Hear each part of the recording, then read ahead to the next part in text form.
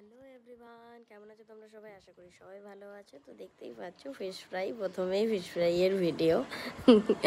তো দিবাপির বিরিয়ানির ওখানে আমরা যখন গেছিলাম তো ফার্স্টে আমরা যেটা ট্রাই করেছি সেটা অবভিয়াসলি ফিশ ফ্রাই, যেটা তোমরা দেখতে পাচ্ছ। আর ফিশ ফ্রাইটা সত্যি ভীষণ ভীষণ ভীষণ ভালো ছিল। মানে কোটিংটা বিশেষ করে আমার ভীষণ ভালো লেগেছে। বেসিক্যালি বিরিয়ানি খেতে গিয়ে